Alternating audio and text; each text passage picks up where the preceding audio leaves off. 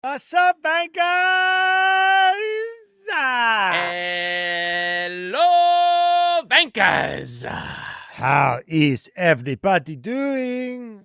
How are we doing? How are we feeling? 2025 in the books. 2026 is not that far away, dude. Barcelona's in like 40 days. It's like crazy. Oh, my God. Oh, my God. Preseason testing is in like a month and a half. It's crazy. Dude, are we doing a postseason show or preseason show? Jesus Christ. No, we're doing a postseason. Listen, I got to let this postseason last as long as I can because the Lando Norris WDC, time, come race 1 or 2 of next year, we might, that one living on that, papaya car might not last very long. So we got to soak it up while we can, Lando Hive. Soak it up while it lasts, babies. Yeah, well, should we talk about, we want to talk about how the glow is going or how the glow is worn off.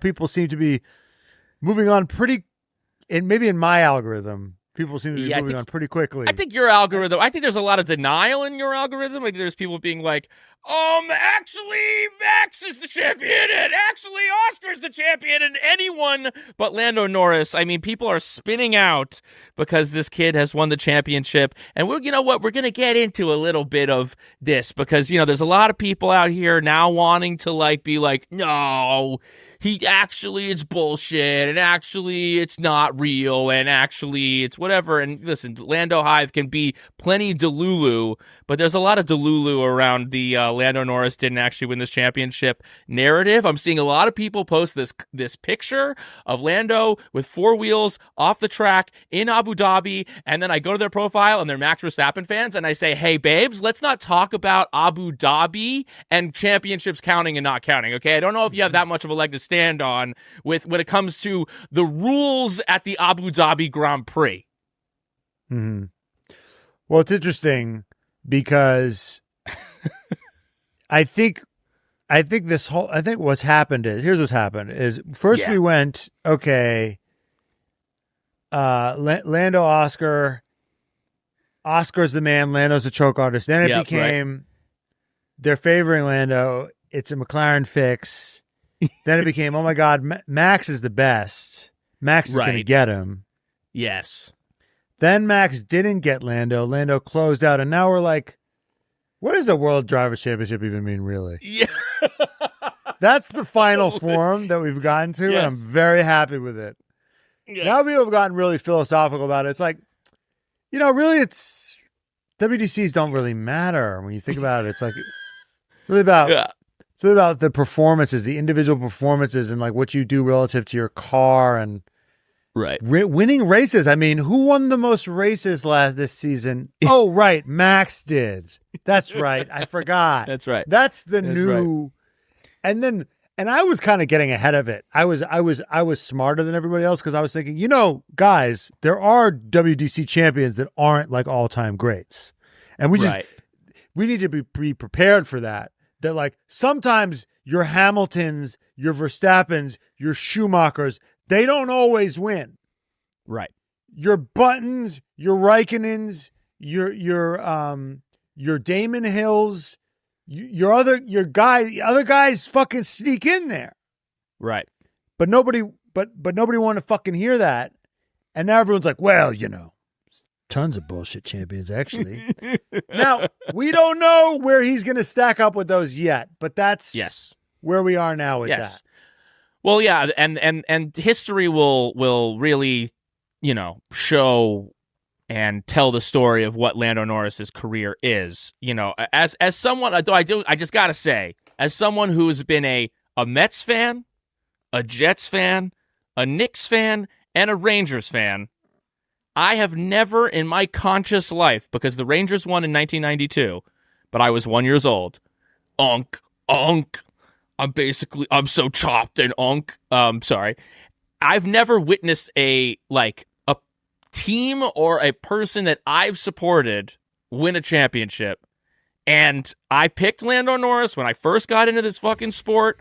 because I was like, he's young, he's on this up and coming, he's on this like historic team, he's got places to go, he's talented, he's charming, he's cute, and he's got some pace, and it feels, and now I'm feeling that like that feeling that I think other people feel when I would be like, yeah, fucking like, but Tom Brady sucks, and like, fuck Tom Brady, and they'd be like, oh, it's just noise, babies, because at the end of the day, the kid's got the fucking chip, and that's what it is. Are you comparing Lando Norris to Tom Brady? Did that just happen? No, but just like, okay, let's say when here's an example. When the fucking Giants won the Super Bowl, and you were like, and we were like, yeah, fuck it, the Giants actually, and then they were bad the next year. You know, it's like then they were bad later, and you just get to be like, yeah, but we won that time, so like, you know, but it's just the sounds of lose. It's just the sounds of people who didn't get the thing that they want. See now you walked into territory you don't understand, because we as Giants fans knew we stole that one. We knew we stole that one. We knew it was a miracle. We knew Brady was an all-time GOAT, and we did it twice. Right. But we knew that like Eli Manning is not on the level of Tom Brady. But I don't. This is what everyone thinks that people. I don't think that Lando Norris is on the level of Max Verstappen. But guess what, bitch? He still won the championship, and now everyone's just trying to take it away from him. And you can just suck mine and Lando Hive's dick. Okay, we're getting away from the point. Wait, I want to say one more thing. Yes. They really gotta they gotta help themselves though. They're not helping themselves. The Adam Norris speech. Oh yeah, Adam. The McLaren, Lando, they don't do themselves any favor. Adam Norris gave the most obnoxious speech of all time, and then I see we already covered that. We were the first. You know, the champagne wasn't even wet on Lando's body when I was like, Adam Norris needs to just be bound and gagged, because he completely killed the vibe of that championship glow. Okay, you know what? All right. We're already getting away. This is, of course, the Red Flags, brought to you by BetMGM. We're going to be going through all things 2025. We're going to be going through the teams, going through our predictions, discussing who won that driver battle, what's the key takeaways from each team, and also we're going to be giving our Red Flag of the Year, Radio of the Year, Karen of the Year, Hottest Moment, and Daddy of the Year, our awards for the year. Let's start with the losers.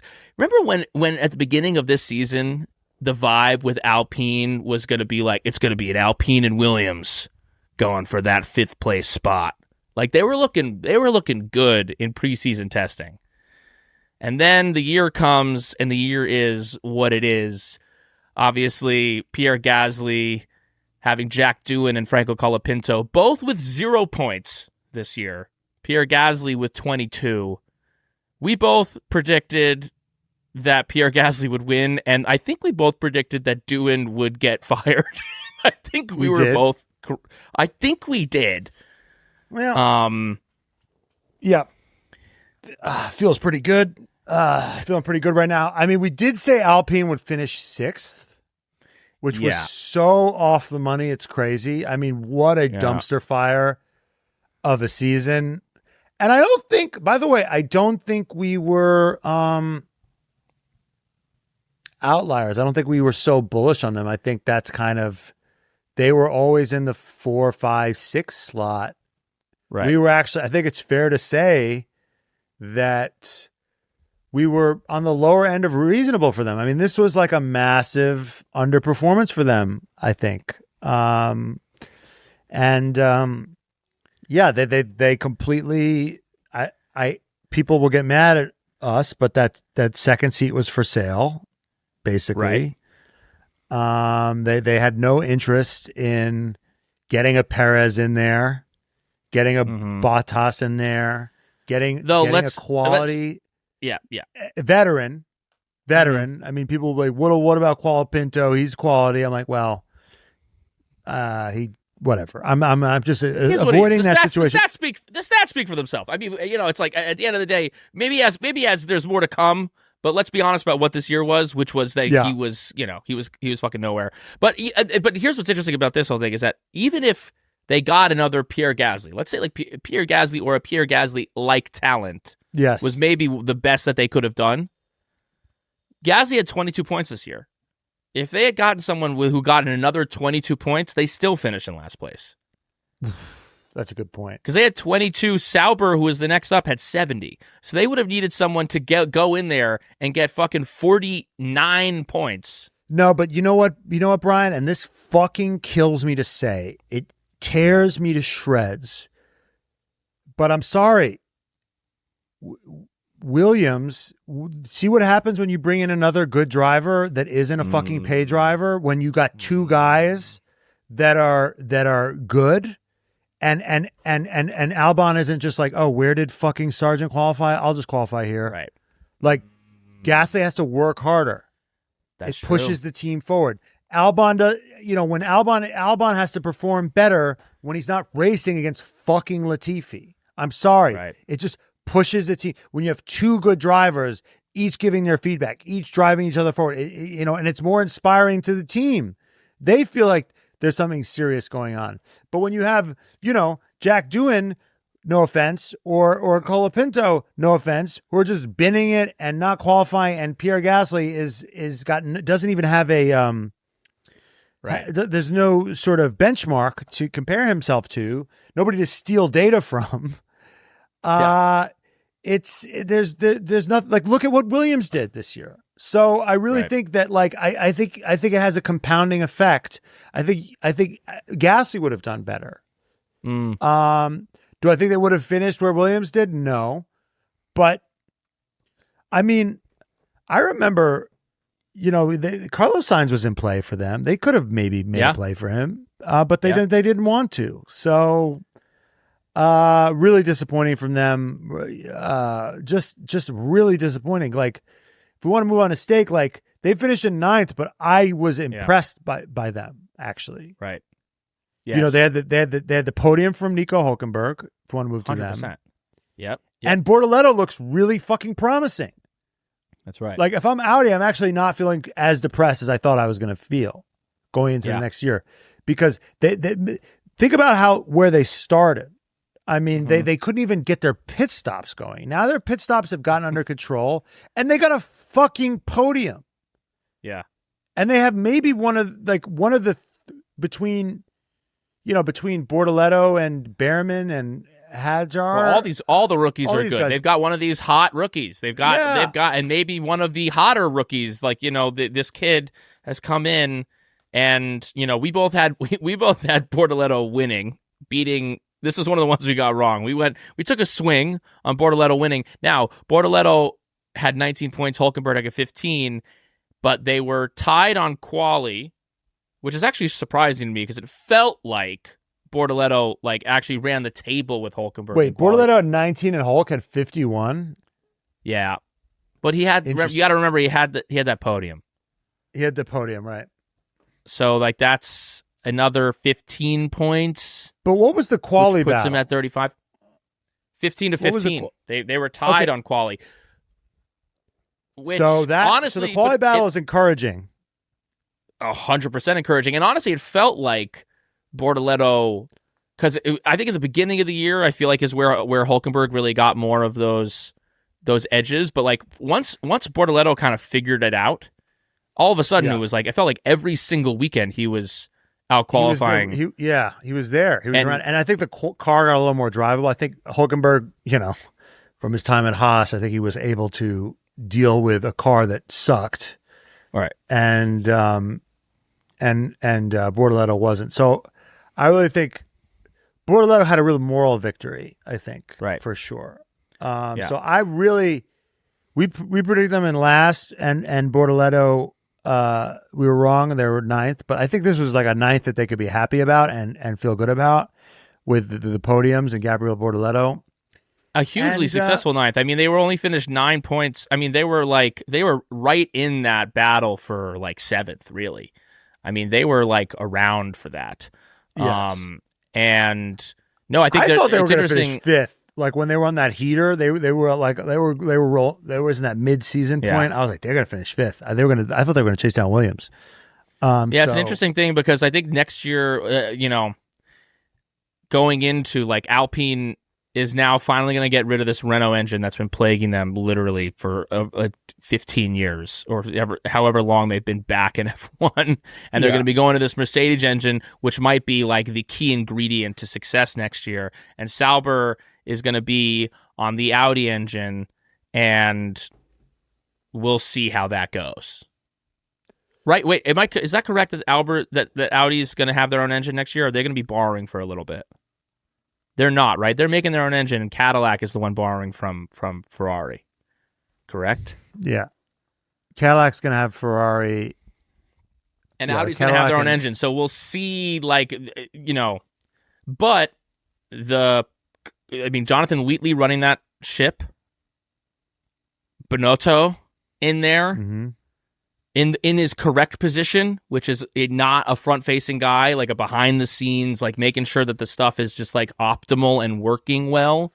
That, him in that position, and with both of those drivers, both with the experience and the kind of like the young passion and the young talent, I think they've got the makings for a good couple of years here if they can work out their engine woes next year, if their engine troubles aren't too bad. So yeah, I mean they super impressive year from Stake. A super impressive 9th place. Now we go on to Haas. 8th place. 8th. Yeah. 8th place. Where did we say they were going to finish? Where did we say they were? We said 9th. We said 9th because we were, they're lost without Gunther. That's out of allegiance, honestly. Like us saying that they're going to finish anything other than 9th or 10th is just disrespect. Even 8th, I'm like, this was just like, there's this vibe of like, and now without Gunther, they're real. They've got the stuff going on, and I'm like, babies, they're still finishing shit. 8th, 9th, 10th, baby. They're still finishing 8th, 9th, 10th. Like, what are we talking about here? They've now done this deal with Toyota that they're bringing on, the stuff, and maybe that will bode well for their future. But I think like Gunther was like trying to do some of that stuff while he was there, and it was difficult and like impossible. So we have we're objective here. We're not biased at all towards Haas, but I think they have a really exciting. What did we say? What did we say about Bortoleto? Ocon?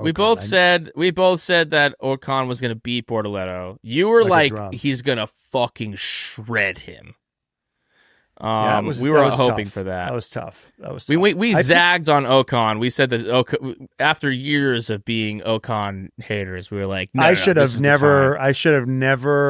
I've been shorting that stock for so long, and then I decided to buy at the worst time. It was such a bad moment. I go back to shorting the Ocon stock like I've been doing my whole career. Yeah. No, the big takeaway, honestly, from Haas this year is Ollie Behrman. Yeah. I don't think it's really the team. I mean, I think it's like they've got this kid who truly showed up a long-time F1 journeyman who has been around, a race winner, who like hung with Pierre Gasly's neck beat last him in the year, points, beat Gasly in the points, and was like they were toss-up last year. Ocon and Gasly, and then Ollie Behrman to come in and have the year that he had is beat Gasly in the points, right? Out qualified. I think he beat Ocon. Beat Ocon, which I didn't think was going to happen his rookie year against a guy whose whole goal is to beat his teammate. It's so impressive, and he had such a bad start. Yes. He had a really bad start. He was making tons of mistakes, tons of penalties. I mean, he did this all while approaching a race ban. Yeah. Like he picked up a lot of speeding tickets. Right. So he had a chaotic season, and still he was fast enough to beat Ocon. And I think when we're going to talk about the rookies, I think Isaac obviously is getting a lot of flowers, but I really think we have to contextualize it with the quality of the teammate. Right. And I think Oliver Behrman, I think it's like Isaac's up here, and then you kind of put Behrman and Bortoleto. They're both exciting. Right. But I really think that in terms of what they did against their teammate, Behrman Behrman beat Ocon in probably his prime. You know what I mean? Yeah. Whereas like certainly Bortoleto did well in qualifying, had a worse car, but Nico Hülkenberg, his best years are probably behind him. Let's just be honest. Right. Just given his age. I mean, he's still a good driver, but he's not in his. I wouldn't say he was in his prime. Right.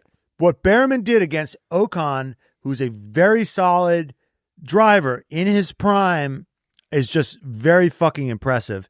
And while Isaac Hadjar was definitely the best performing rookie, it was against Liam Lawson, who is. We'll get to that. We'll get to VCarb, I guess, later. But that's the one wrinkle with Isaac Hadjar is like Liam Lawson was like completely fucked up when he was knocked back down. He had like in terms of all the teammates battles other than Gasly with Colapinto and Doohan, I would say Isaac Hadjar had the easiest teammate matchup.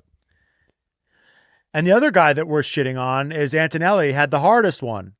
The biggest head start. Yes, as the biggest well. head start. So he was like, coming off of Liam's chaotic, first entrance. Half of that season. Yeah. He could build out that lead because Liam showed impressive stuff. Yeah, and then with Ollie Behrman, like the ultimate quali battle breakdown was 16-14, but it felt bigger than that. You know what I mean? Because sometimes like you see these stats, but you're like, wait, but I watched the season and it felt the eye test. Different. The eye test. The eye test was that Ollie Behrman's got the stuff, and no, super impressive. And he's going to be in Ferrari, and come 2027, barring intense and insane turnaround next year, he's going to be in that Ferrari seat coming in. Here's the question: who's he replacing? He's replacing Lewis. I don't know if Leclerc's sticking around if they suck again. Well, they might both be gone. They might both get the exactly. fuck out. I mean, Lewis might retire and Leclerc might say, "Get me the fuck out of here." I mean, this is another. Leclerc said that it's now or never is what he said about 2026. He was quoted as saying that. I think they're doing that at the FIA awards. Leclerc was quoted as, "It's now or never. Like, we got to figure out this car, guys, because If we don't figure this thing out now, we got 4 more years of this bullshit. I don't know how much longer he's going to be sticking around. So they might both be gone, in which case it's even easier of a road for Ollie Behrman to be wearing red. And at the end of the day, this is what Haas will continue to always be. Okay, unless they change some shit around there or really like make whatever push, because it's just like it's gonna be a stepping stone. It's gonna be a place for a young gun to come in there, be impressive, the car to be kind of like whatever, and then go on to greener pastures. That's what like the future of Haas will be, and that's just what it is. And I don't care who you put in that top spot there. That's just what the team is, and you're fighting uphill. Okay, Vanka's 2025 is in the books. Lando Norris won. Max Verstappen almost had it. And I know a couple of our listeners who put some money on Lando Norris when he was in the dog days of that early part of the season. They made out with a pretty penny, and you can have an opportunity to do that next year. Put your bets on the F1 2026 season right now, and if you do it with BetMGM, because as you know, we've teamed up with BetMGM this season, and we use BetMGM lines to make all of our picks, and we'll have special offers for our listeners each week. And if you have not signed up for BetMGM yet, use the bonus code DADDY, and you'll get up to a $1,500 first bet offer on your first wager with BetMGM. Here is how it works. You download the BetMGM app. You sign up using bonus code DADDY. You deposit at least $10 and place your first wager on any game or race or whatever it is, whatever floats your fancy, whatever floats your boat, whatever tickles your fancy, whatever the phrases are. You'll receive up to $1,500 in bonus bets. If your first bet loses, just make sure you use the bonus code DADDY when you sign up. BetMGM, make it legendary. Gambling problem? Call 1-800-GAMBLER. Available in the U.S. Call 877-8-HOPE-NY or text HOPE-NY 467-369 for New York. Call 1-800-327-5050 for Massachusetts. 21 and over only. Please gamble responsibly. Call 1-800-NEXT-STEP for Arizona. 1-800-BETS-OFF for Iowa. 1-800-981-0023 for Puerto Rico. First bet offer for new customers only. Subject to eligibility requirements. Bonus bets are non-withdrawable. In partnership with Kansas Crossing Casino and Hotel. See BetMGM.com for terms. U.S. promotional offers not available in New York, Nevada, Ontario, or Puerto Rico. Vankas, it's the New Year's, baby. It's the time to spend time with your family or get a gift. And if you have not gotten a gift yet, guess what? When you order online, most likely you're going to order with Shopify, who we use at our merch store at theredflagspod.com. They are amazing, incredible partners, and this season you should buy your merch on our website, and guess what? It's going to be a seamless, easy experience, and guess who makes that possible? Our friends over at Shopify. You know, when we first started this podcast, we thought we were just going to be talking to the microphone, and then we realized, wait, we're fashion icons, and we need to monetize this. And you know who makes that monetization easy? Our friends at Shopify, because they give you everything you need to sell online and in person. Millions of entrepreneurs have already made this leap, from household names to first-time business owners just getting started, to people literally on the come up to being fashion icons like us over here at the Red Flags Podcast. The Shopify gives you all the tools to easily build your dream store. Choose from hundreds of beautiful templates and customize to match your brand. Setup is fast with AI tools that write product descriptions and headlines and help you edit product photos. As you grow, Shopify grows with you. Handle more orders, expand to new markets, and do it all from the same dashboard. Shopify makes it so easy. We love it over here at the Red Flags Pod. And in 2026, stop waiting and start selling with Shopify on your side. Sign up for your $1 per month trial and start selling today at shopify.com/redflags. Go to shopify.com/redflags. That's shopify.com/redflags. This is your new year with Shopify on your side. Next, this one's kind of fun. It's Aston Martin. We both predicted that Fernando Alonso would at least double Lance Stroll's points. He almost did. Not quite. He had 56. Lance Stroll had 33. Oh, however, we were close, though. We were close. Here's the crazy stat with this. The quality battle. Fernando Alonso, there were 30 races, including sprints, 30 qualifyings. Fernando Alonso, 29. And Lance Stroll won in terms of their quality battle. Crazy. Crazy. That is crazy. That's crazy. Is it crazy? Because like one guy is basically like me, and one guy is his dad bought him a team, and one guy is a 2-time world champion, one of the greatest drivers to ever live. Right. I know, but he's 900 years old. Yeah. He's 9,000 years old. Yeah. And, you know, Lance Stroll has been on pole before. Lance Stroll has a pole position to his name.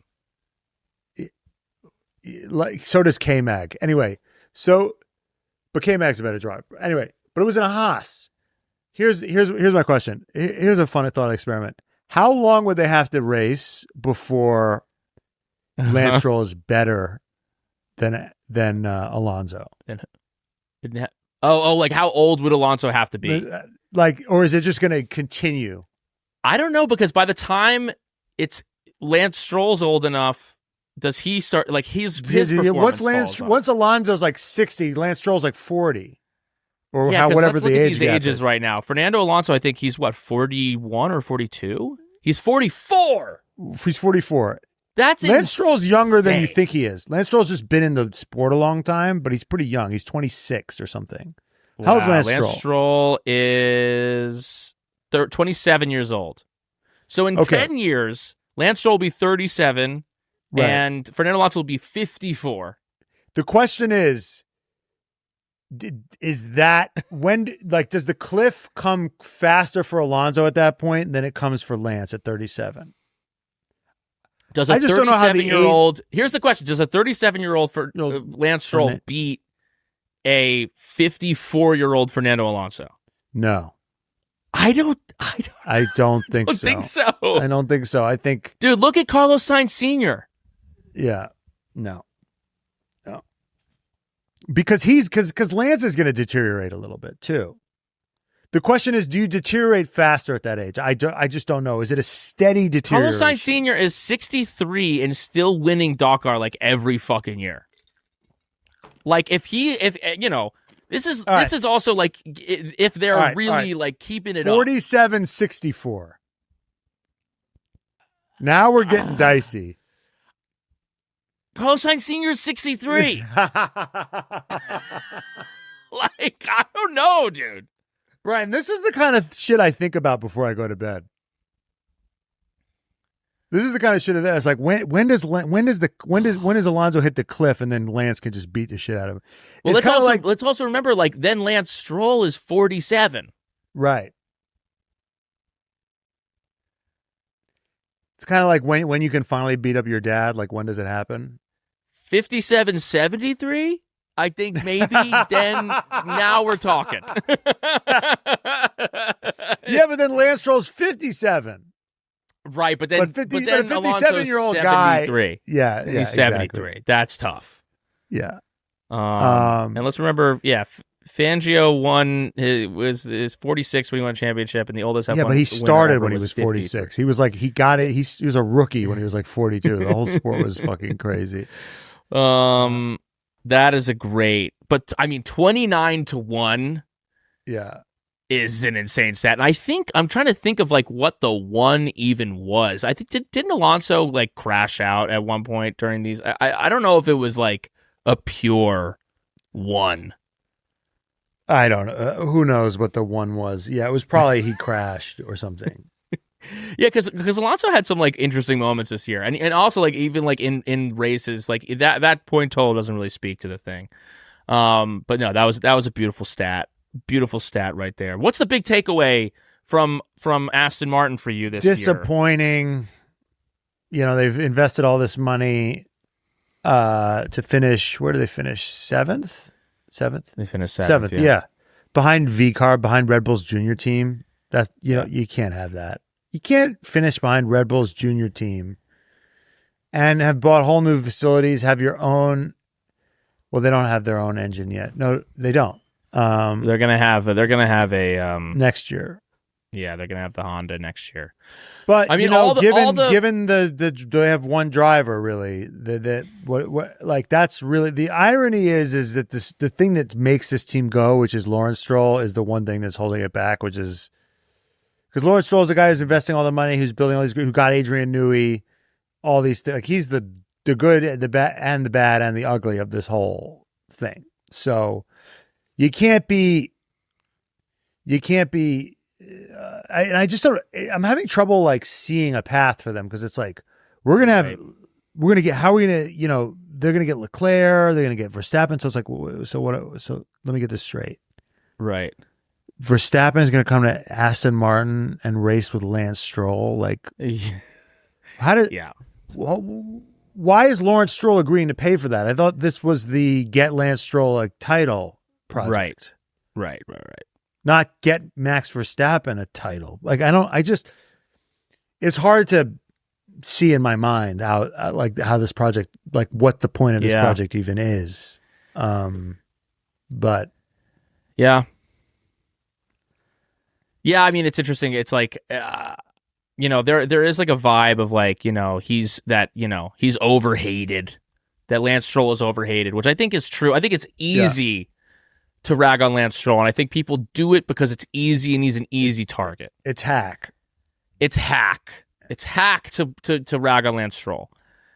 But then you see like a 29-1 breakdown, and you see the investment that you've just been talking about, and they're bringing in some of the greatest to like ever do it in this sport, and they are building seemingly this Avengers crew of like we are going to be a major player in this game off of the vision and off of the checkbook of Lawrence Stroll, and potentially the biggest thing standing in the way of that actually being accomplished is the fact that Lance is in that seat. Yeah. And I hate to say it, but I can't help but say it. See what happens when you put a second fucking guy in the car. It does. Like, look at what happened with Williams. It just drives the team forward. So I think if Alonso, if you put a Sainz in there, they had fucking hired Sainz. I'm sure they could have gotten Sainz. You know, Sainz might have been interested in going to Williams. They got Aston Martin. That would have been an interesting project for him because they do have Newey, right? Yeah, and you need the driver building feedback. New facilities. How Newey needs why does also Newey there's a desire that you want to work with like the best driver because that's collaboration. the feedback loop. Right. You need to hear, like, at the end of the day, all this shit is theory, and then you put it into practice, and you want to have someone who's in that car who you can, like, trust to say, I need more of this, I need more of this, I can make it work with this. I think that's where the, like, you know, we've watched what that was able to happen with Red Bull in the second half of the year when they were maybe taking more of Max's advice into consideration, and they were, like, tinkering with the setup of the car. It was because they had the trusted voice in Max to, like, optimize that shit, and they just only have that right now with one person that they can truly trust. It's like, you know what we're watching? It's like you're a studio and you hire Steven Spielberg or Martin Scorsese or Denis Villeneuve, or, you know, you hire a superstar director, you get the best cinematographer, you get Aaron Sorkin to write it, and then you say, okay, but Tommy Wiseau is going to star. And then obviously the movie is going to suck. You need all the pieces. You can't just do 3/4 of the pieces. You need all of the fucking pieces. Right. You're only as strong as your weakest link. Yeah. So 100%. At what point are they going your to slowest realize link. that? Yeah. Will they ever realize that? And what point will they realize that? I mean, it's biblical. This shit is like, it's Greek. It's like, it's his fucking kid.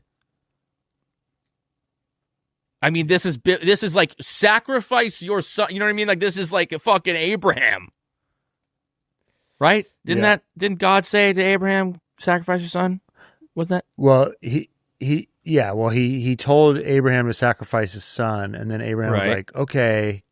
And then he's like, if you really love me, yeah. he's like, if you really love me, you'll kill your son. And then he was like, your only son that I gave, because you couldn't conceive for so long, because your wife was in her 40s or something. Yeah. And I think he had sons by other kids. I mean, the Bible is wild. But he had kids by other women because let's not get hung up in the details. Anyway, the essence of it. The essence of it, he was like, yeah, go kill your only son for me because, prove yourself to me. It was a test. And then he went to do it. And then he had the knife up and they were like, whoa, chill. Okay. Yeah, what are you doing? Okay, Crazy. Murderer. Yeah. Okay, toxic. And then it was probably super awkward between Abraham and Isaac for the rest of time. But yeah, same thing in in the Greek. In Greek, Agamemnon, they had a storm and they couldn't go to sail for Troy. So then he sacrificed his daughter, and that's why you have the forgot her name. She kills Agamemnon brutally, and then you have the Oresteia. Orestes kills whatever. It doesn't fucking matter. Well, but within this context, there's like there's an emotional sacrifice. Yes.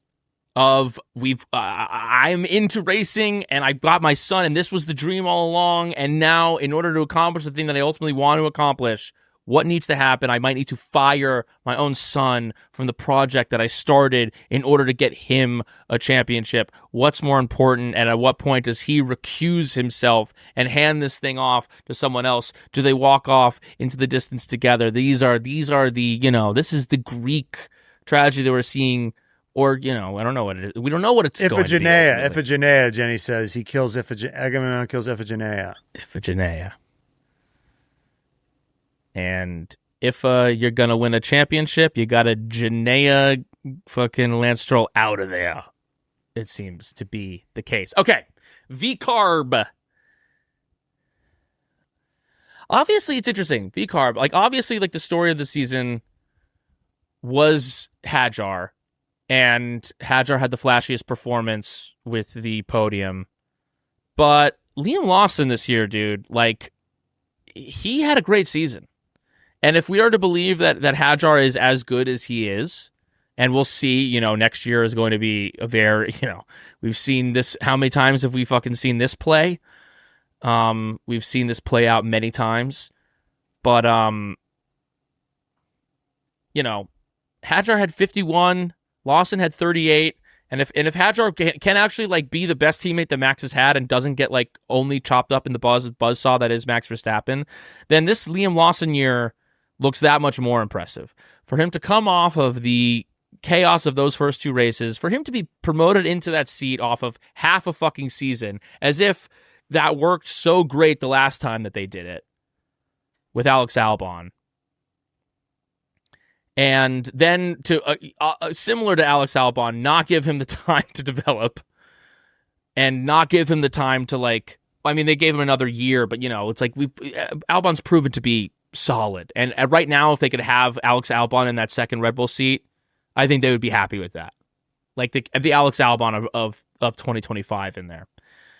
And for Lawson to come back from that and to come back as he did, and I think he had a 4th place finish once. He was getting in there, and for him to, you know, 38 points to Hadjar's 51.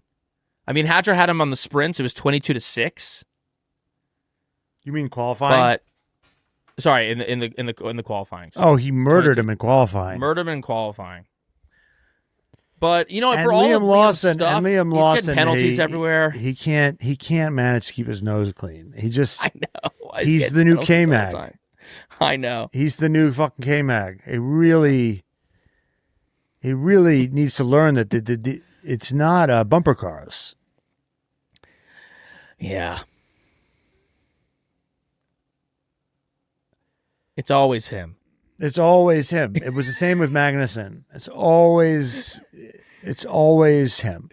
He's just a chaos agent. He's a chaos agent. And he's been a chaos agent from the beginning. Yeah. From flipping off Perez, and you just like the entire Spanish speaking world is against him.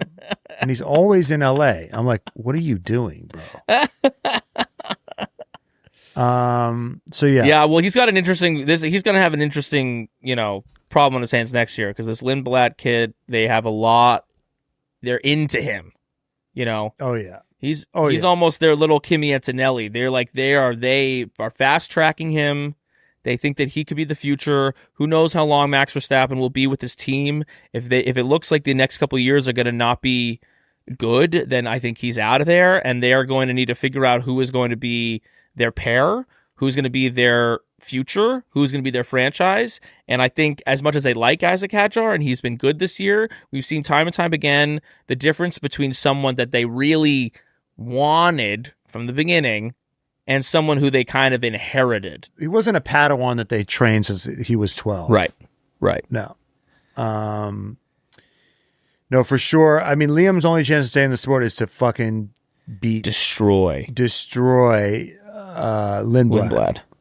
Which, you know, seems like it's going to be unlikely given his... And how strong these young kids are coming in. Yeah. Like these kids, you know, this next crop is looking very, very strong.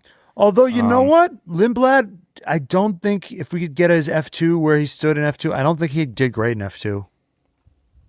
I think he was very mistake prone.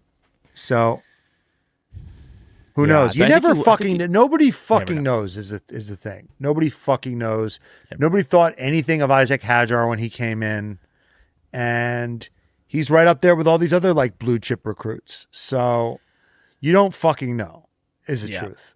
And also this new generation of cars, we'll see. I think in certain ways they're actually more similar to F2 cars in aspects of the aerodynamics, but then within all the, you know, 50-50 hybrid and the moving parts and how complicated some of that shit's going to be, who knows how he'll fare within that. Right, but that's and moving off to Hadjar, that's what gives Hadjar maybe an advantage against Max, is because Max is gonna have to learn all that shit too. Like, I think what's a nightmare scenario is if Hadjar walks in and he's not as off of Max, and everyone's like, "Oh my god, it's incredible."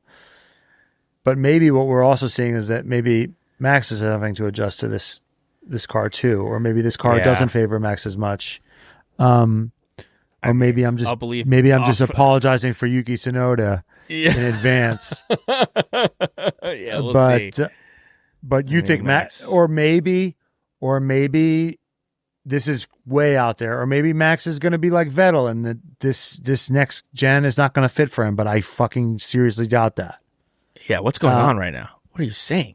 I'm just giving you all the permutations. Yeah, we're protecting our boy Yuki because he's coming up.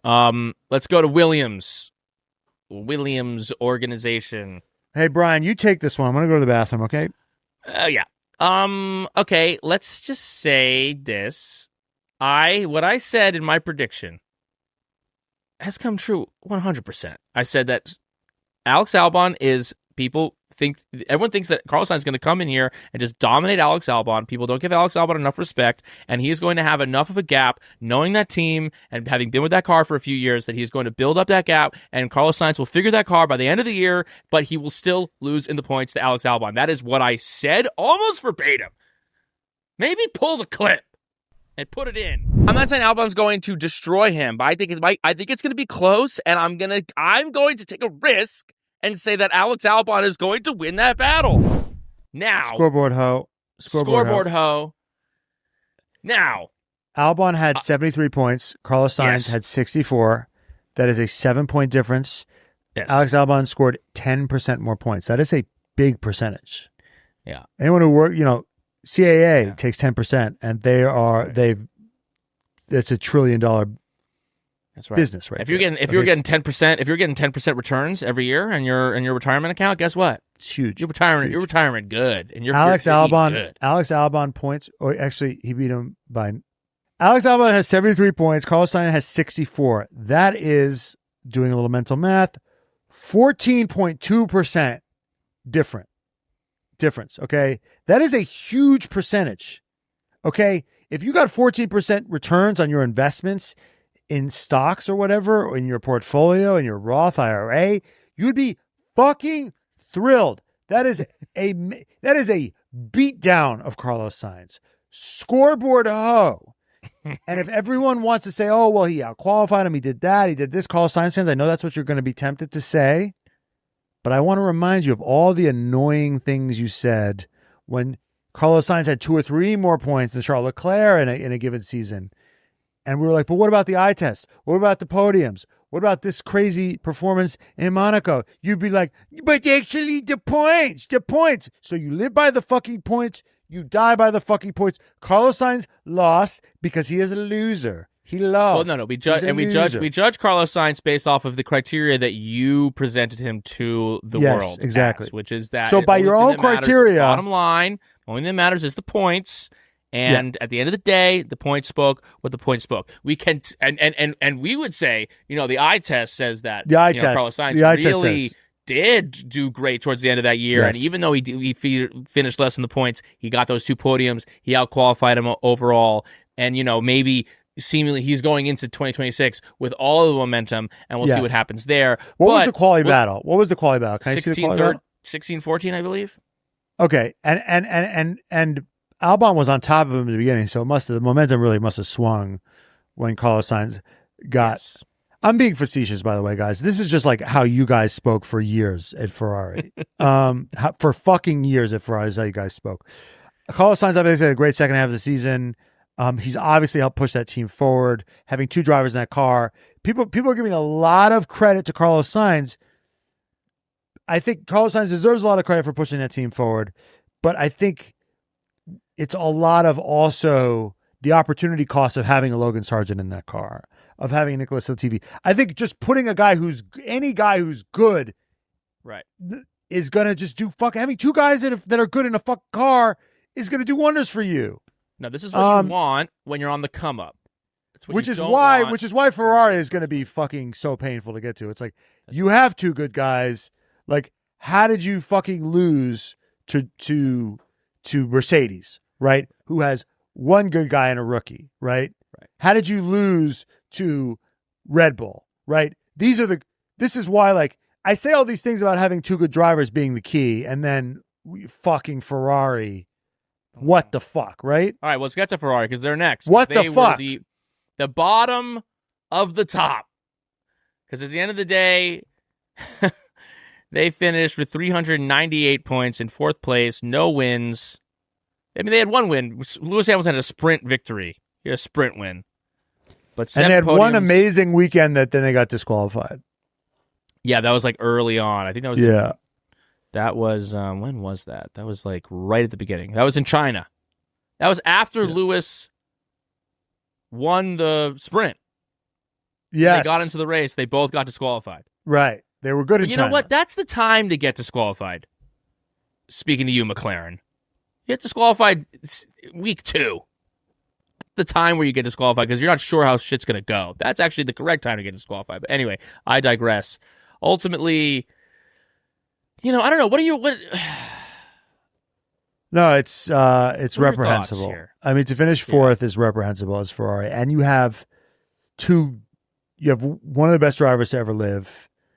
Mm-hmm. And then probably other than Max, arguably, George or what Lando, a lot of people think is the best guy. A lot of the girlies who know, the journalists and the guys who know wheel, the guys and girls that know wheel, they say Leclerc is actually the other guy, right? Right. So you have the second best driver in the game right now, the best driver of all time, arguably, and you're finishing 4th. Yeah, and here's what's really interesting about it too. It's like, because there was all this talk about Lewis this year and his struggles and whatever, but to be a Lewis apologist for a second here, he's never really fucked with this generation of car. And I think the jury, I think next year will be the real kind of where is the real litmus test? I think him going into a new team, having to experience what the fuck Ferrari even is. We've seen them break many a strong man. We've seen them break the Alonsos, the Vettels, now into the Hamiltons of this world. But if you look at, Mercedes, because Mercedes finished 2nd. Right? Mercedes finished 2nd, and Red Bull finished 3rd. Mercedes finished 2nd. George Russell had 319 points with 2 victories and 9 podiums. Yeah. Charles Leclerc finished behind him in 5th place. George finished in 4th. Charles finished in 5th place, but with 242 points, no wins, 7 podiums. Then behind him, Lewis Hamilton, 156 points, and behind Lewis was Kimi Antonelli with 150 points. So the Mercedes car was a better car than the Ferrari car this year. If you consider that Charles Leclerc and George Russell to be equals, if not, what many would think, and I probably agree, that Charles Leclerc is as good, if not better, than George Russell. So for George Russell to get, let's see, what is it? 77 points more than Charles Leclerc this year means that this car was a fucking nightmare. Yeah. And they just don't seem, it's not even a pace thing. You just have no faith from an operational point of view. I mean, the way they talk to their engine. I mean, it's so hard to get the only windows we really get right into how they operate is via the radios. Right. And they don't seem connected. They seem frustrated with each other. I mean, there was one time where Lewis was like, are you guys mad at me? Did I do something? Stop it. Are you ignoring, it's like me with my high school girlfriend. Getting the cold shoulder. They're ignoring him. They're ghosting him. That sort of petulant behavior, that's the window. And what's the other bit of, he says little things after every race I make notes and I send it to them, and who knows what they do with it. Right. That's the kind of shit he's saying. And then of course, what do you have from their Nepo baby Nepo baby guy in charge, Elkan, and you shut up and drive. Shut. He's talking about, he's doing this thing where, this toxic parent thing where they're talking about each member of the family except the kid they're mad at. Right. Well, George did great on their SATs, and so writes me every day, and blah blah blah. Talk about everyone. It's such a toxic thing to do, and it's really, you're talking about your pit stops and your car. Your car sucks. What are you talking about? You got the only race you were good at, you got fucking disqualified. It's just fucking absolutely insane that you could say that about your quote unquote drivers when Charles Leclerc has been, he's won in Monza twice. He's won in Monaco. He's pulled out all these stellar performances for you. He's wasting the best years of his life with you, sir. And for you to say that is just crazy. So like we get these little windows into how they operate, and none of these little tiny windows, and none of them look good. They're all bad. They're all bad. They're all bad. They're all bad. And now Charles is saying this shit about like, and we were saying it during the year. We started to say it towards the end of the year, where it's just like Charles Leclerc is one of the best talents in this sport. And I'll even, admit, and I'll say, like, the fact that Lando Norris is a championship before Charles Leclerc is insane.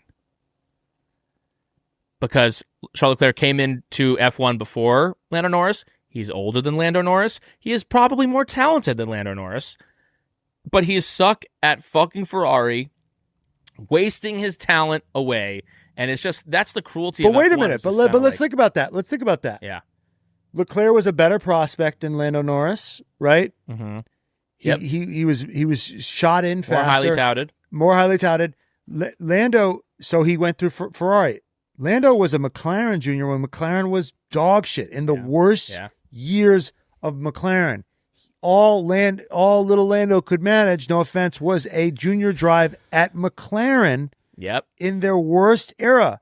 And what's funny is he was a reserve driver. He was a test driver. He was getting there's a great clip that has been resurfacing of Lando Norris giving Alonso espresso. Right. Like he's literally serving tea. Yes. To Alonso. Like he's a fucking intern. Right. While Charles Leclerc is racing in F1 on his way to Ferrari. Like if you were to bet, if you were to take a snapshot, like, okay, one of these guys is on Sauber on his way to Ferrari, and one of these guys is getting Alonso fucking espresso. Yes. Which one of these guys is going to hit the WDC first? Like, you have to bet your life. You're going Leclerc fucking easy. Like, because not only is Lando a shittier prospect relatively, but McLaren was nowhere. I mean, this is a dereliction of duty by Ferrari. By Ferrari. Right. To get jumped by McLaren like this. Well, McLaren was last. McLaren, when Zach Brown got there, they had Google 2017, 2018 McLaren car. Okay. Right. It looked like if I don't want to do this, but it was a blank. It looked like in Ricky Bobby in Talladega Nights where he has no sponsors and it's just me, baby. It's just me out there. All right, it looks good, but what company is ME? Yeah, no, it was crazy. It's just you out there. But isn't that? And this is what's so interesting about life, and where Formula One I think is so fascinating, and this happens in other sport too. It's just like sometimes that thing that you think is the thing that you want. I got everything I ever dreamed of. My life's amazing now. Yeah, we'll see. There's that old the kind of parable of the Chinese farmer. Once upon a time, there was a Chinese farmer whose horse ran away. That evening, all his neighbors came around to commiserate. They said, "We are so sorry to hear that your horse ran away. This is most unfortunate." The farmer said, "Maybe." The next day, the horse came back, bringing 7 wild horses with it. And in the evening, everyone came back and said, "Oh, isn't that lucky? What a great turn of events. Now you have 8 horses." The farmer said again, "Maybe." The following day, his son tried to break in one of the horses. While riding, he broke down. He was thrown off and broke his leg. The neighbor said, "Oh, dear, that is so horrible." The farmer responded, "Maybe." So it's just like, and then a war starts, and the kid doesn't have to go to war because he has a broken leg. It's just, you never know how this fucking thing is going to go. And I've seen this so many times where with people acting in life, you get with acting. Oh my God. I mean, it's like people who we're deep enough into the pod. People, I went to Carnegie Mellon. I did a showcase. I had friends that got with the biggest, they had the meetings with the biggest, sexiest, coolest people. They got signed with the best, they accomplished the thing that we were there to accomplish. And it fucked them in the long run. And then some of the people that didn't get everything that they wanted in that first moment, they had other, and I'm included in that. Like I was, through some of it not just going exactly as I storybook wrote it down in my journal or whatever happening was a blessing. And, you look at Charles Leclerc, getting the Ferrari seat. That's all he ever wanted. All he ever wanted was to be a Ferrari driver. And it's like, if he had, I don't know if that hadn't been the goal, or if he had been a little bit worse. Like, and then you look at a kid like if he Lando was Norris, a little bit worse, he might have ended up in McLaren. That's the crazy part. Ain't that how life goes sometimes? That's crazy, like, right? And I think it's interesting. You know, it's like we'll talk about Lando later, but it's like people think that Lando's just anointed, and everyone's like annoyed that he just like quote unquote got everything that he ever wanted. But like, you also just like, okay, they got good fucking 2.5 years ago, and they were fucking 4.5 years of shit when Lando was there slogging through the stuff. And that's where some of my like, oh, like, he was just handed it is like, all right, well, he was getting coffee for fucking Fernando Alonso 7 years ago. So what does that mean? Does that mean nothing anymore? But anyway. Yeah, we don't really know, like, it's interesting to be like, okay, so how much of that car's progression, you know, in the Schumacher days, it was very easy to say like, okay, well, Schumacher's really driving this team forward. But, you know, how much credit can we give Lando? Because Lando stuck with that project. He was there from the beginning. He tested. Yeah. He you know, he's giving feedback for years, right? And and you know, when he was there, it was Alonso was the guy, and then he gets in there, and then Carlos Sainz is the guy, and then Carlos Sainz leave, and it's like Daniel Ricciardo's the guy, and he just kind of sticks around and hangs around, you know, getting on top of Carlos Sainz, getting on top of Daniel Ricciardo, and then Zach Brown threw Piastri at him. He just keeps throwing guys at him.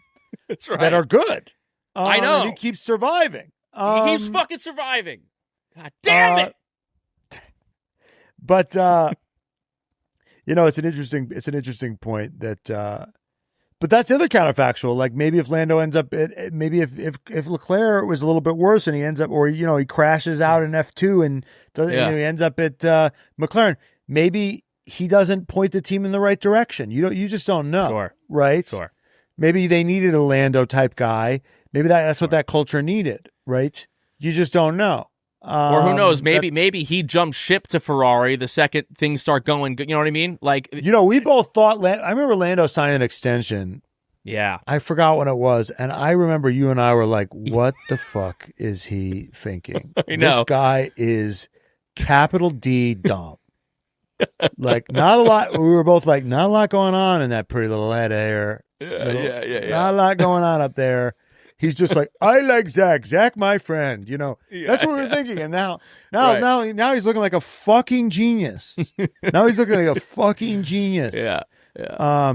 Now he's got the golden ticket. That's right. All right. Well, we'll get to him in a second. And now George Russell, Charles Leclerc, Carlos Sainz, all these fucking guys are like the kid that they bully. I know this is why you're coming in your pants every day. The kid that they fucking shoved into the locker.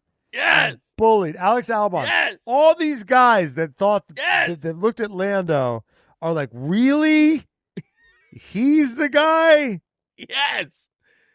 He's the guy that is the next guy up of that generation? Fuck. Right. That's fucking right. Okay, going back to our predictions, we both thought that Charles would win, so we were both correct about that. I thought that Charles would dominate. You thought it would be close, but you know, I think there's room for next year. We'll see what happens there. I mean, they're just a fucking mess. I think they're gonna suck next year, and they're both gonna leave. That's kind of what I hope happens, that they suck and they both get the fuck out. All right. You don't want to give Lewis the false hope of like. Yeah. Don't give Lewis any more false hope. Let's just make it hurt. Make it hurt. It's possible. Yeah. All right. Next, Red Bull. Where did we say they'd finish? I think they did, honestly, from a WDC perspective, they did better than we thought they would do, right? Because they got really fucking close. We said that they'd finish third. We were correct. God damn it. Wow, are we really good? We are so good at what we do. Jesus Christ. Yeah. Oh, sorry. I think I said that, yeah. Maybe I said that Red Bull was going to finish fourth and Mercedes was going to finish third. And then you, I think, threw Mercedes in fourth. Anyway. I threw Mercedes in fourth just because I am just shorting Toto Wolff for the rest of time. And that's really an emotional decision as opposed to a logical one. That's right. But Red Bull, obviously, Yuki, it is what it is. We've talked about it fucking enough. Everyone can fucking fuck. Oh yeah. Max, obviously, the season that he's had. Okay, I was thinking about this. This is not really into the predictions, but I was looking back at this year because everyone's talking about the Spain moment. Here's another moment that really, because I was thinking about like, where did this season, like, what were the moments that really maybe were sliding doorsy and really kind of changed things?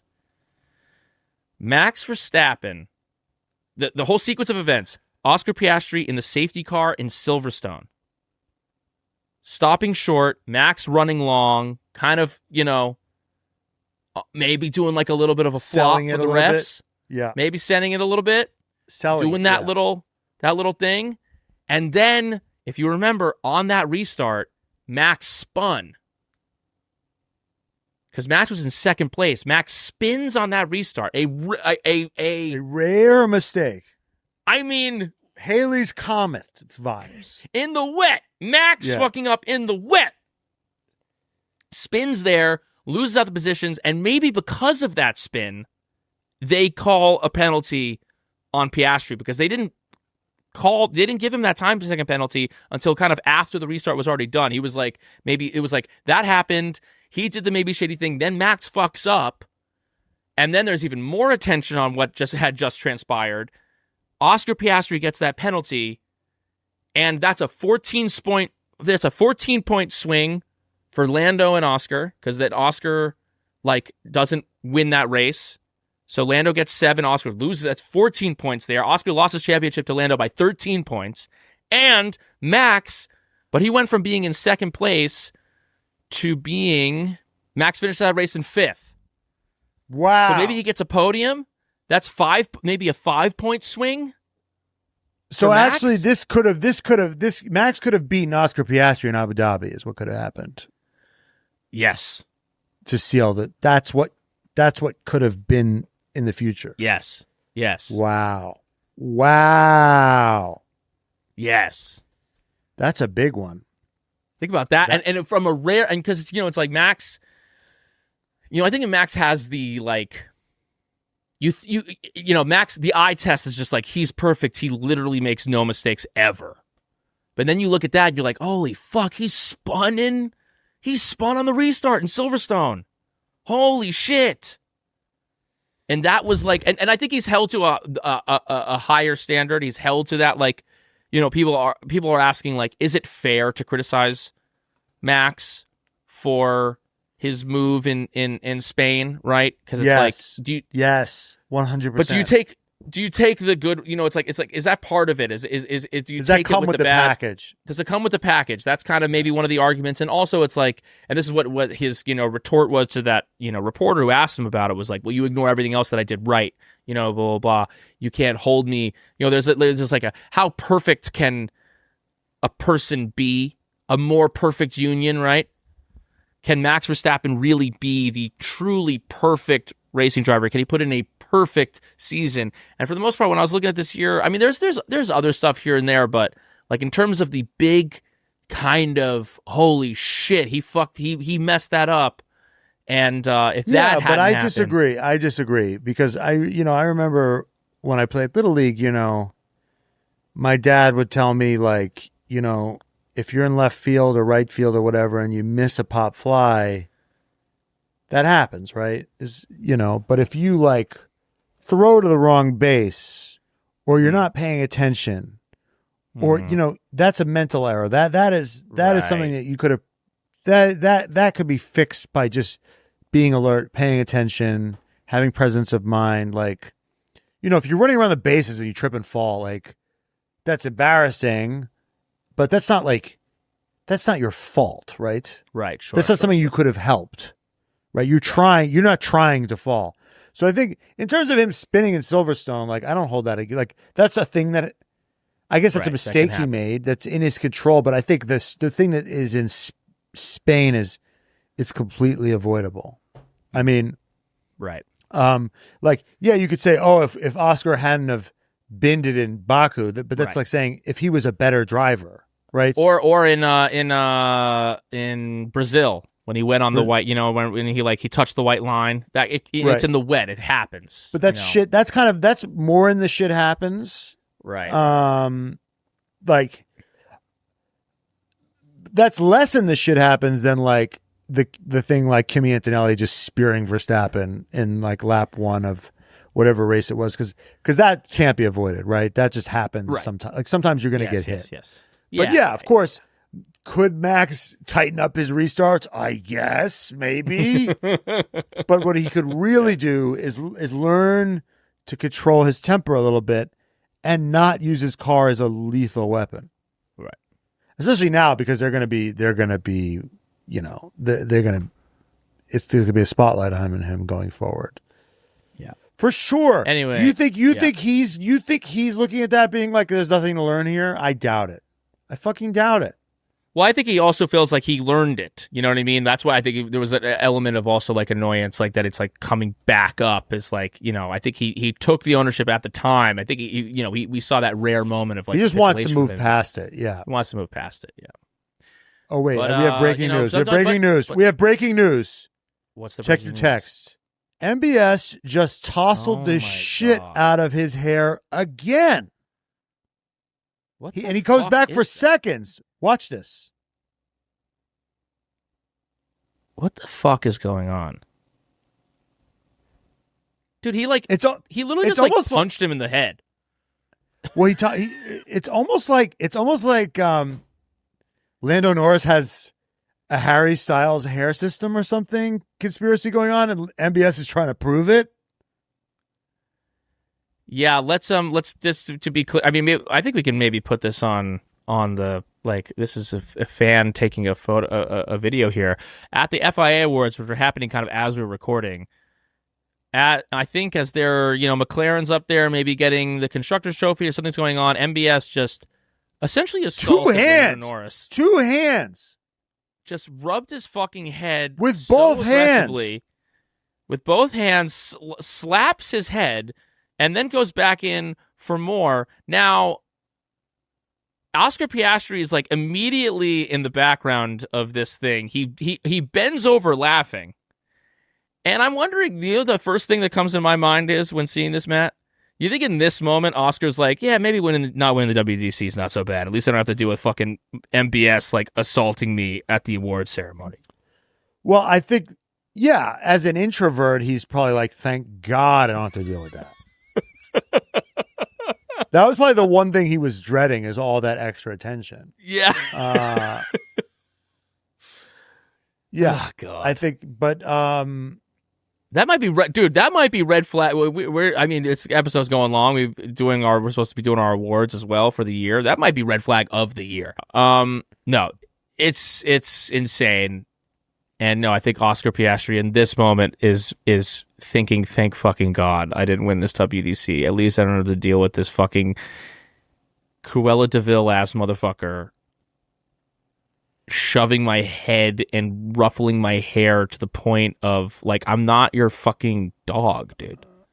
Yeah. It's crazy. It's like showing dominance. Yeah, it's weird. It's crazy. Yeah, it's wild. What's funny about our Red Bull, going back to our Red Bull predictions, is that we were like, all right, I think Max will double Liam Lawson's points this year.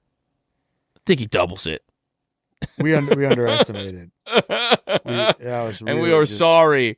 And we are sorry, King, for ever underestimating you. Ultimately, Max Verstappen 421 points. Liam Lawson 0 points with Red Bull, but he had more points on the season, obviously. We didn't in the season predict what happened with yeah. Yeah, we couldn't even predict what was going to happen there. On the season, he had 38. So let's see, 400. Let's say, and he probably had more points with V-Carb than he ever would have had if he had stayed on Red Bull. Oh, for sure. So 421 divided by 38. Max 11x'd Liam's points. So we said 2.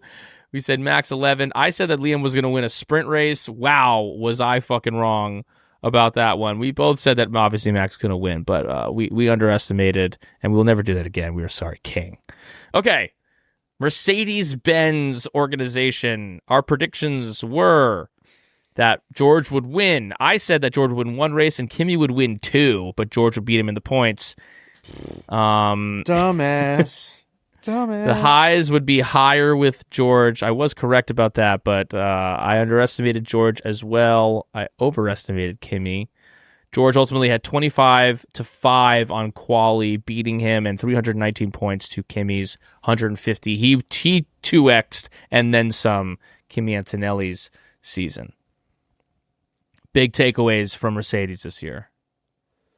Stellar performance from George. Really showing a real show me the money season from George. Mm-hmm. Antonelli, I think there was a little bit of glimpses, but in terms of how hyped he was, I think Kimi had a really tough time this year by dint of how much hype was put on him that was unnecessary and how good the other rookies were. I think we were put in a position where he was put in a position where he had the incredible amount of hype. Yep. And he just kind of also got unlucky with how good the other rookies are. But I think the third thing, the final piece here with Kimi is that I think we're missing. I think the George Russell component cannot be overstated. Mm-hmm. I think if you put Hadjar in there, I think if you put Behrman in there, I think if you put Bortoleto in there, I think they're all going to have problems keeping up with George Russell at this point. I could be wrong, but I think, we'll see. We'll see what Hadjar does with Max Verstappen next year, but I think the tough thing about this sport is that the teammate is really all that matters. And I think Antonelli had the most hype and the best teammate and a difficult car. So, but he still has the love and trust of one Toto Wolff, and George Russell continues to not have really that same level. There was a thing where Toto did like a Wired magazine, like Toto answers the internet's questions about F1, and I think one of the questions was like, who's the most underrated driver in F1, and he said George Russell. And I was like, yeah, by you, motherfucker. What's going on here? Like, what are you talking about? Yeah. Crazy that he said George Russell. Crazy. All right. That's it. We'll see where they're at next year. They seemingly should. In theory, they're going to be the team to beat next year, but I will believe that shit when I see it. I don't think that they are going to have an easy time with all these Mercedes engines that they've loaned out and to everything that's happening at McLaren and Williams. I don't fucking know, dude. Yeah, and Toto was even saying, like, we should tighten up. We shouldn't be loaning out too many of these engines because it's starting to bite us in.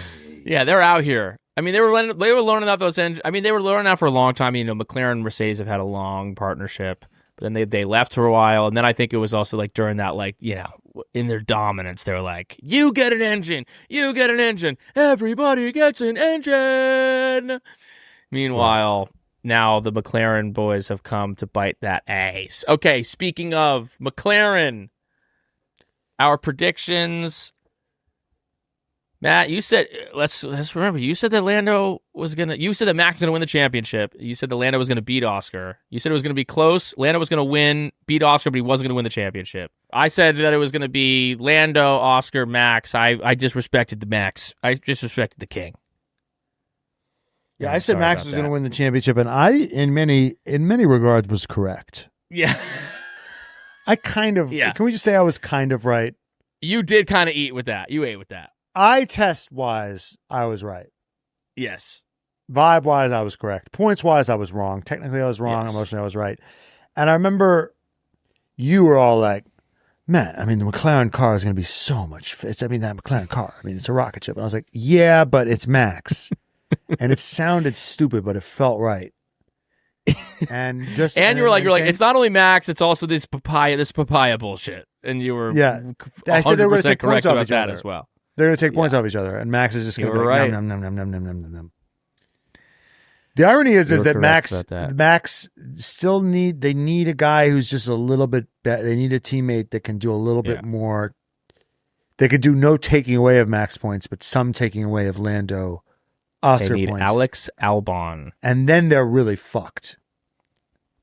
You know, if they can nail that balance. Alex Albon. Yeah. Or Pierre Gasly. Who knows, dude? They could everyone's like, well, if they came back, they could also just get their faces ripped off again. We have no idea. I think they get their faces ripped off, but, it just wouldn't be, Instead, it's just like a year and a half. Everyone gets like a year and a half. They get 3/4 of a year. They get like...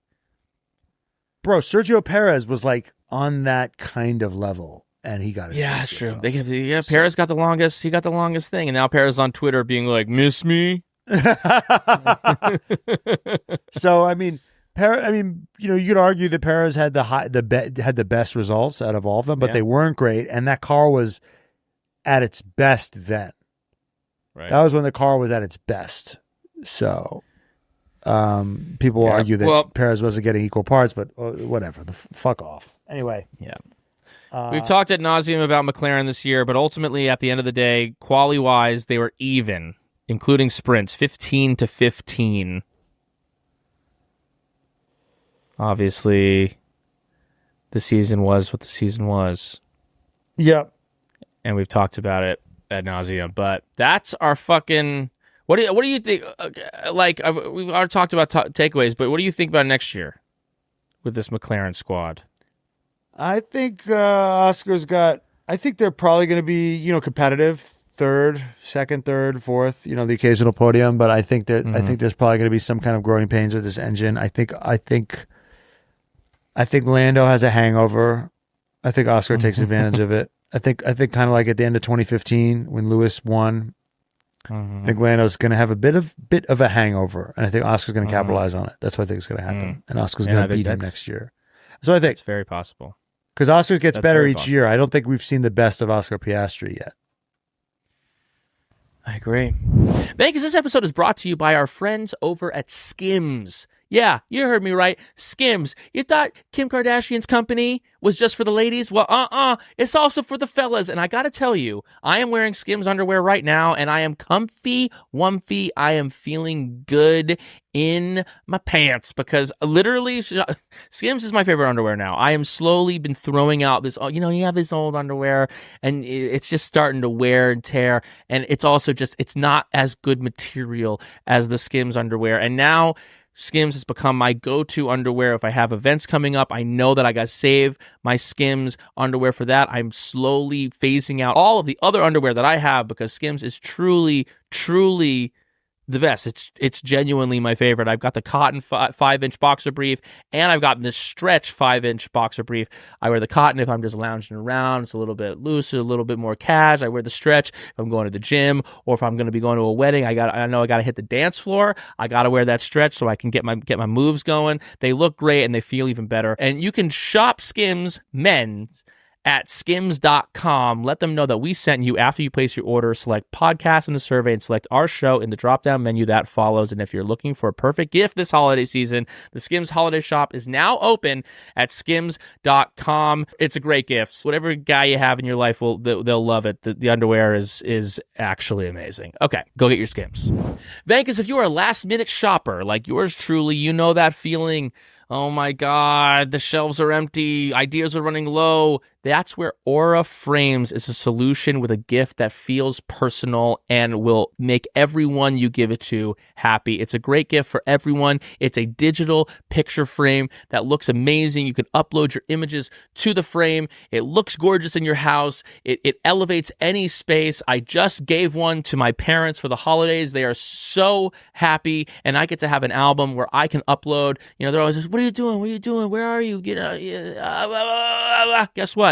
I don't have to text you anymore. Look on the Aura frame. Here's me on vacation. Here's me on a hike. I have a niece now. Guess what? Instead of being like, well, send pictures of the niece and pictures. Guess what? Straight to the Aura frame. They're eating breakfast. Boom. New pictures of the kids right there. It's an incredible gift. You got to get yours. And for a limited time only, save on the perfect gift by visiting auraframes.com and get $35 off Aura's best Carver matte frames named #1 by Wirecutter. And if you know your stuff, you know that Wirecutter is the place to go to get the best products. They're #1 at Wirecutter, and you can get that $35 off by using code REDFLAGS at checkout. That's AURAFrames.com, promo code REDFLAGS. This deal is exclusive to listeners, and frames sell out fast. So order yours now and get it in time for the holidays. Support the show by mentioning us at checkout. Terms and conditions apply. Let's do our awards for the year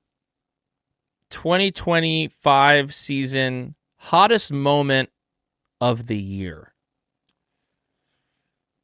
I was watching some highlights. Mm-hmm. Probably Max had this great fucking pass on in Imola. Where he kind of had a slow start.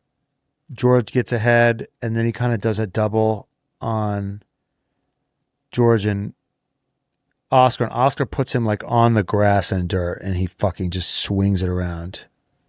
That was a fucking incredible move. Might have been the move of the year. To fucking win. Yeah. Oscar had some dirty ones too. Oscar had some dirty overtakes. Some dirty ones.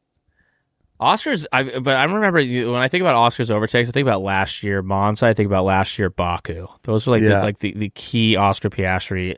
To me, I'm just like, it was the whole it was just like the whole like resurrection of Max Verstappen. Yeah. Was like that whole just like, and I'm back, babe. I was like, the whole like last third of the year when Max went on that run. Because if you look at this season, like if you just like, I've been loving looking at the just like going to the Wikipedia page because they just have it all laid out for you, and just like from Italy on, from Monza on, Max just went first place, second place, first place, third place, first. I mean that last, what was it? 2, 4, 6, 8, 9. The last 9 races, he just went on that run was generational. Yeah, at the end of every race, felt like that Transformers edit where it ends and the Michael directed by Michael Bay. Yeah. It's like holy shit, Megatron's fucking alive. What a time to be alive. I agree. All right. Yeah, that was an unbelievable run. Okay, Daddy of the year. I mean, it's probably got it. Max. It's either Max. It's got to be Max or Zach Brown. In like a toxic way. Yeah, and like when Dad just like when it's so annoying when like your dad has like his ways of doing things and then it like works out. You know what I mean? When someone's just like you're waiting for the other shoe to drop with someone and then it just always kind of finds a way to work out and they're just like, well, no notes. Yeah. Did it. Yeah. And your sometimes dad has a you do have system to be that you think is stupid, and then it works. But here's the thing: every now and again, and this is what I've realized because I've with my dad, like he has lots of systems that I hate. But then every now and again, like he does a system, and I'm like, yeah, that's smart. That works. That actually. I went to like 2 neurologists about these migraines that I was having, and they were like putting me on like 9,000 different drugs, and I couldn't recover. I was bedridden. My dad, who has no medical knowledge whatsoever, other than being like a Jew with a lot of ailments. Right. So he's been to a lot of doctors. That's his medical expertise. Yeah. He goes, Matt, when was the last time you got your eyes checked? Like glasses wise. I went, Dad, that's not relevant. I can see well enough. He's like, yeah, but when was I was like, Dad, I've been to fucking top level out of network neurologists. You think they would have suggested that I get my eyes checked? He goes, what are you're laying in bed all day. Why don't you come with me to the lens crafters? So I went to the lens crafters. They gave me these glasses. And the second I put them on, like my headache just vanished. And it was like just such a fucking win for my dad and me, obviously. But then I talked to my neurologist, and I was like, yes, I put on glasses and it immediately helped. And the neurologist was like, yeah, that happens sometimes. I was like, where were you? Where were you on this one? Anyway, so that was my dad was annoyingly right on that one. Yeah. Yeah, I think it's Zach Brown for, as much. It's Max Verstappen in like a dad, like sit on daddy's lap, but it's a Zach Brown in like a, God damn it, Dad. Fuck. He keeps getting away with it.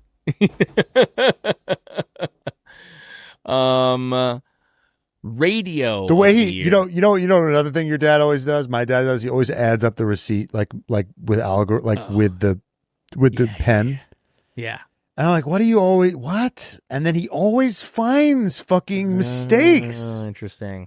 Like, no, they charged us for the chicken cacciatore. That actually was wrong, and actually that you actually owe us $24 here.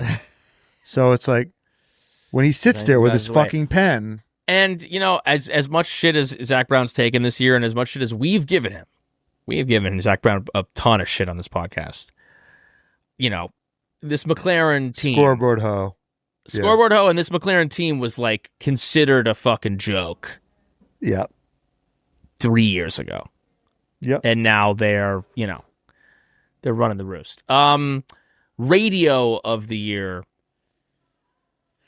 It's got to be George Russell. Like, I got a McLaren up my ass. That was so amazing. And he goes, I got this other car up my ass. You want me to let him pass too? Like, I've got a McLaren up my ass. Is that George Russell? George Russell, iconic radio behavior all year, keeping things entertaining all year. There's also, I got to give a special shout out to there's water in my seat. There's water all over my seat, and it must be the water. Add that to the words of wisdom. The words of wisdom. Write that on my fucking tombstone. It must be the goddamn water. Okay, Karen of the year. We put together, our king intern Connor put together how many times people have won these various awards this year. Max has 6 daddies, followed by Norris and Piastri with 3 each. Those are our top 2 there. Our hottest moment, Oscar Piastri has 6. Lando and Max have 5 for hottest moment. Radio of the year, Lewis Hamilton has 5. Charles Leclerc has 4. Only George has 3. But I give it to George. Yeah, definitely George. And then Karen of the year, Max has 6. Lando and George each have 3, and Oscar has 2. I'm trying to think of what are like the big Karen moments this year. The most iconic moments that are going to be remembered forever is like Qatar, no words, absolutely speechless from Oscar. I mean, like some of these bitching and complaining that they did are like ultimately about nothing. I mean, Alonso had a great one where it's like, if you keep talking to me about this stuff, I'm going to turn off the radio. Like that was another, I don't know if that was a radio, but like people accused Oscar of Karenhood when he was like, we should swap the places. Everyone's like, they're not going to swap places if something's unfair. And then Monza happened. And then we realized, oh my God, they totally will. Like, Oscar wasn't being crazy. Like that, they totally discussed switching places if something was unfair. So I think he was actually vindicated in that way. He's a Karen vindicated. What happens to a Karen vindicated? When I think he unplugged on there was that one where he hung up on That's Zach. not really Karen. I mean, these are really radios, Karen. but yes, Karen, people were not that bad this year, honestly, in terms of, I mean, I think just like a lot of the... I got to give Karen to. I know I'm giving it to. Alex Albon. Every time got on the radio, just horrible energy. Real Jekyll and Hyde guy. Yeah. Real Jekyll and Hyde guy. It's like the worst strategy ever. It's true. I have the most dissonance with him because he seems like such a sweetheart and such a good guy and like the best hang. But like, I'm like every radio, I'm like, wow, okay, Christian Bale, You're right. He was always just on some like incredulousness. He was so incredulous this year. No, he's on an Ellen DeGeneres tip, man. When he's on the fucking, nightmare to work with kind of tip. But there's a kind of like, how dare you like to me, like there's kind of me, like to Alex Albon. God like, damn it! Yeah. Like you're wasting my time. I mean, Carlos Sainz was never that rude, and he was at fucking Ferrari. Come on. Yeah, it's true. That's true. All right, and then red flag of the year. It's gotta be MBS or McLaren. I mean, right? Yeah, it's the papaya rules, and it's MBS. And honestly, this fucking, and you know what? And you know who took it ultimately, and what pushed it? Because to me, like it's both of them pushes over the edge. Him fucking punching Lando Norris in the head at the fucking thing. Well, Jenny has breaking news that might have to push it farther over the news. Yes. Breaking news. Each F1 car has to have the FIA logo on it next year. Okay. So I think the officially Karen of the year, or not Karen, red flag of the year goes to the FIA. I mean, it's boring, but they keep making us do it. We want to talk about something else, but they keep doing stupid shit. Shoving their shit down our fucking throat. Here's what's interesting about this, and this is my first knee-jerk impression of this, is because there's a picture of him with Domenicali, like dapping it up, being like, this is awesome for both of us. We love this. This is great. I feel like this is like kind of the kind of thing that will go a long way with someone like MBS. Where Domenicali is like, just give him the fucking sticker, and then we can get these other things that we actually want to get done. Just keep. Yeah. They are so dying to be seen. Let's just give him a fucking sticker, and then he's out of our hair for these other things. So I'm hoping that's what's happening. It's like what FIFA did with Trump. They gave him a FIFA Peace Prize. Did you know about this? Oh yeah. They were like, exactly. Let's invent a Peace Prize and give it to him because it'll make him happy. Like it's just kind of because he really wants a Nobel Peace Prize, but it's just right. He's trying to make fetch happen with that, and they're like, "Well, we'll give him the FIFA Peace Prize." and Michael Wolff was talking about this. About this. I think he's got a young daughter, and she goes, she goes, Donald Trump won the Nobel Peace Prize. Michael Wolff goes, that's preposterous, and he goes, no, he did. And he goes, no, there's no way he won the Nobel. He's like, no, look it up. And it was the FIFA Peace Prize. And it's like, so many people are going to be like, not know the difference. And it's a win. Mission accomplished. Someone top comment on this post from Autosport is next regulation to put MBS's face on the side of the pod, on the side pod. That's where we're heading. That's where we're heading. We're heading that way. That's where we're heading. Congrats on his reelection. After a tough campaign. No, huge congrats. It's awesome to know that the sport is headed in the right direction. We've got the fearless leader. And that fucking does it, dude. That does it for the year. Oh my God. Guys, thanks for sticking with us for this episode and this whole year and this whole journey.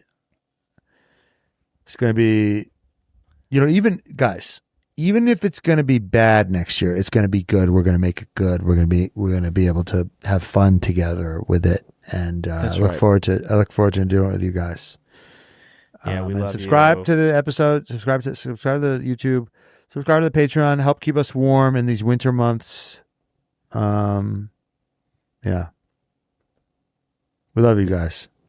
We love you, and we especially love our Patreon members, especially our daddies and babies. There's still time. It's the holiday season. Give yourself the gift of the Patreon. You can get 50% off if you get a yearly subscription, and you can give the gift of the pod to friends and fam. And if you want to become a daddy of the pod, go to patreon.com/cheerfpod and become one of these kings and queens. Daddies of the pod: Kayla, Robin, Jordan Texera, Jay Lingle, Spencer Grieve, Javier Mera, Sheila Valeri, Chandler, Ali Santana, Carla, Harlow, Kimberly, Huelen, Alonso of My Face 69, Donya Dana, Deadbeat Daddy Muhammad, Jimmy, Kimmy, sponsored by Mommy of the Pod, Hollister 584, Delusional Science Fan, Kat, Future Dr. Dion, Steph Grossi, JB Fresh, Laura, Emily Gillenwater, Cody Hull is My F1 Daddy, Branch W, Keep Up the Signs Hate, Hunter Scruggs, Salmonella, Mozzarella, I'm a Leclerc fan, and yes, it hurts. Jay Kess, George Russell is Evil Peter Parker from Spider-Man 3, Matt Edwards is always right, I wish I was Max and Danny's love child, Delaney Andrews, Henry Caskey, Miles Lewis Alexander, Meggie B, Kaylee Breyer, Eva the Y, Devin, a.k.a. the future Dr. Sullivan's PA, Courtney Frazier, Yuki Tsunoda's other mother, Jenny is the reason I am a daddy, Megan, Aaron, Pineapple Y, Matt has a secret boner for Carlos Sainz, unfortunately, it's Gary, Carolina, my name is AJ, and fuck the HOA, K-Mag can fuck smash my door any day, the official F1 race program and its executive editor, Sarah, I got tickled by the Tifosi, hey Jet, good luck out there, Allison Sane, Zhuzh, F1 Dude Company, Trent Slickman, Code Brown Sonoda, Jerome Ferreira, Colapinto is a fraud, Aaron Shahid, Jeans Rockstar, Chohun, who is our two-time reigning champion of our F1 Fantasy Patreon Fantasy League. Shahid, Jeans Rockstar, Chohun just got himself another year on the fucking daddy list. Thank you for everyone. Dude, I mean, babies, get two times? Two times, dude. He won it twice, dude. Oh, God. That we got to do something. Dude knows him. wheel. Wow. The motherfucker knows wheel. Shout out to everyone who participated. That just knocked me out of my super. You can participate. We do a fantasy league as part of the Patreon, and this kid, dude, someone's got to come in here and challenge because he's on a fucking generational run. Shawheads, Gene Rockstar. This guy's Lycoing he's going to Lyco to a third fucking championship. That's right.